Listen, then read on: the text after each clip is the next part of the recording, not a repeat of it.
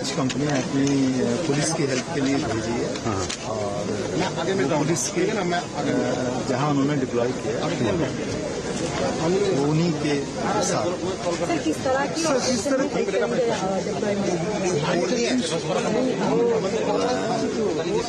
Situation है उसको control करने के लिए हेल्प करेंगे और पुलिस के साथ हेल्प करेंगे। हम इंडिपेंडेंटली कुछ नहीं कर रहे हैं, पुलिस की हेल्प के लिए। कोर्ट में किया था, मैं आभारी हूँ कलकत्ता हाईकोर्ट का पूरा जो जीविका से लेकर सबके ऊपर ये लोग आम इंसान खास करके मैं आभारी हूँ। कलकत्ता हाईकोर्ट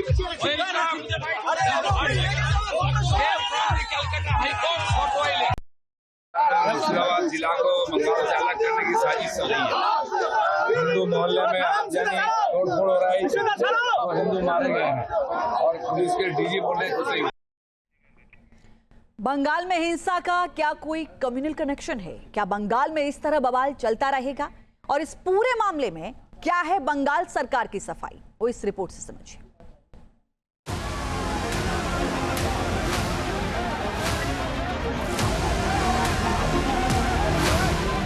दुकान में लूट,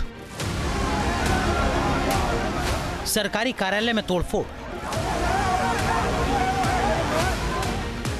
दुकान के लुटेरे आम नागरिक नहीं हो सकते। सरकारी कार्यालय में तोड़फोड़ करने वाले संविधान को मानने वाले तो नहीं हो सकते। बंगाल में बीजेपी नेता शुवेंदु अधिकारी ने यह वीडियो पोस्ट कर ममता सरकार पर सवाल खड़ा किया है। सारा बवाल वक्फ कानून के विरोध को लेकर हो रहा है।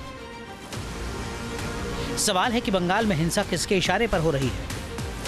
क्या बंगाल को बांग्लादेश बनाने की साजिश हो रही है? बंगाल में भड़काऊ टूल किट पर क्यों नहीं लग रही है लगाम? क्या बंगाल में वक्फ कानून का विरोध हिंदू विरोध में तब्दील हो चुका है? सिर्फ हिंसा बंगाल में ही क्यों हो रही है? बीजेपी वक्फ कानून के विरोध के नाम पर हो रही हिंसा पर सवाल दाग रही है। बीजेपी नेता शुवेंदु अधिकारी पूरे मामले में केंद्र सरकार से हस्तक्षेप की मांग कर रहे हैं। शुवेंदु अधिकारी ने कहा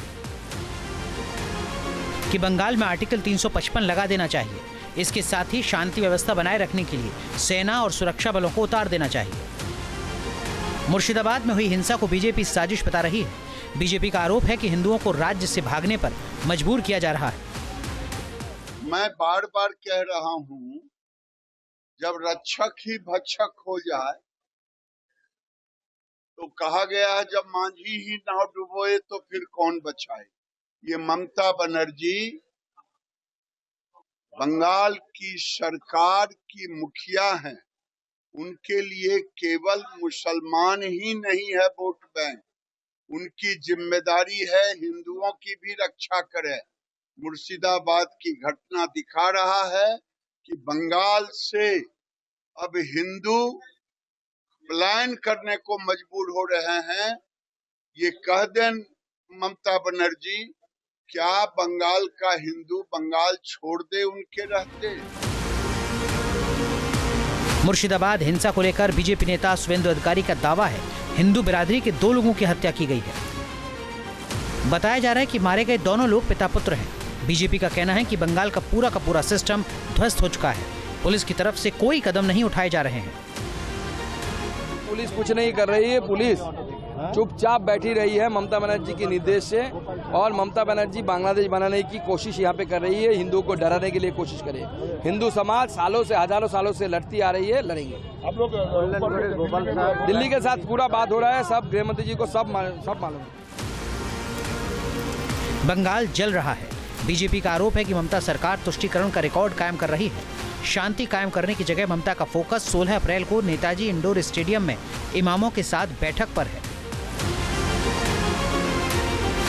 जब टारगेटेड रूप से मालदा, मुर्शिदाबाद, नदिया, जहांगीरपुर, इन सब इलाकों के अंदर जब हिंदुओं के ऊपर एक रैडिकल मॉब हमला करती है तो पुलिस शांत बैठती है।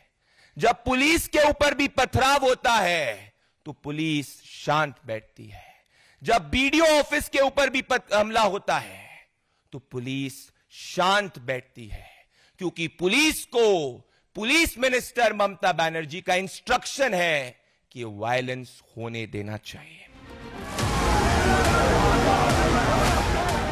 ममता बनर्जी पश्चिम बंगाल में वक्फ कानून लागू नहीं करने की बात कह चुकी हैं, लेकिन इसके बावजूद हिंसा हो रही है। पूरे मुद्दे पर पश्चिम बंगाल की सीएम ममता बनर्जी का भी बयान आया है। ममता बनर्जी ने कहा है कि जो लोग दंगे भड़का रहे हैं वो समाज को नुकसान पहुंचा रहे हैं। याद रखिए, जिस कानून के विरोध में लोग आंदोलन कर रहे हैं वो हमने नहीं बनाया है, इसलिए जो जवाब आप चाहते हैं वो केंद्र सरकार से मांगा जाना चाहिए। मुर्शिदाबाद में हालात को काबू करने के लिए 110 लोगों को गिरफ्तार किया गया है, कर्फ्यू लगाया गया है, लेकिन ये पहली बार नहीं है जब मुर्शिदाबाद में हिंसा हुई है। पहले भी जब ये शहर सुलग रहा था तो शुक्रवार को यहाँ अतिरिक्त सतर्कता क्यों नहीं बरती गई? बीजेपी का सवाल है कि क्या वक्फ कानून के विरोध के नाम पर यहाँ एजेंडा चलाया जा रहा है?